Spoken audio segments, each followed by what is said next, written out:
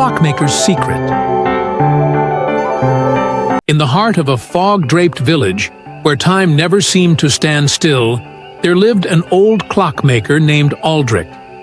His shop, tucked between two leaning buildings, was filled with ticking gears, spinning cogs, and golden timepieces that never ran a second too fast or too slow. But the villagers whispered about Aldrich, not just for his craftsmanship, but for something stranger. His clocks never needed winding. His shop smelled faintly of ozone, as if a storm had passed through. And, most curiously of all, Aldrich never aged. One winter's evening, a young girl named Elora ventured into his shop. She was small, with sharp eyes and clever hands, and she had noticed something peculiar. Aldrich always locked his workshop door at precisely midnight. "I want to learn," she said, brushing snow from her sleeves. "Teach me." Aldrich studied her for a long time before finally nodding. "Very well, but you must never, ever touch the silver clock." For months, Elora worked beside him, learning how to mend pocket watches and carve wooden cuckoos. But always, her eyes drifted to the silver clock mounted on the far wall.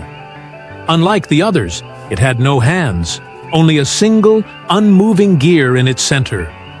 One night, when Aldrich had fallen asleep in his chair, Elora's curiosity overcame her. She crept to the silver clock and reached out, her fingers brushing the cool metal.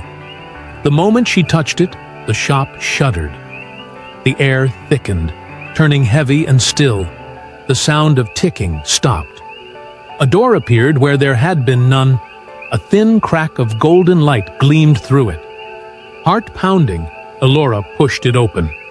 Inside was not a room, but an endless void, filled with floating gears, twisting ribbons of glowing numbers, and threads of time itself, unspooling like strands of silver silk. At the center stood another Aldrich, but this one was young, barely older than she was. He turned, startled, and his face was a mirror of the old clockmaker's, only without the years of wear. "You weren't supposed to see this," he whispered. Elora gasped. "You're young." He nodded. "Because I am a prisoner of time." The real Aldrich stole a moment, his own future, and locked me away to live endlessly while he remained outside, unchanged. He gestured to the silver clock. "It is a cage. If you turn the gear, time will resume, and I will grow old, but he will vanish." Elora hesitated. The shop beyond the door flickered, reality wavering as if time itself was waiting for her choice. Then she reached out and turned the gear.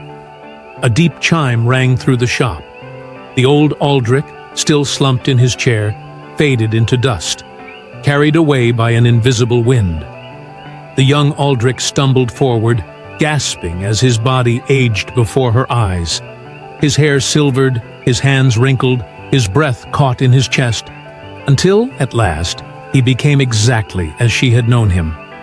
But his eyes, once tired and distant, were now filled with something new: relief. The clocks in the shop began to tick again. Aldrich exhaled, steadying himself. Then, with a tired smile, he turned to Elora. "I suppose I owe you an apprenticeship, a proper one this time."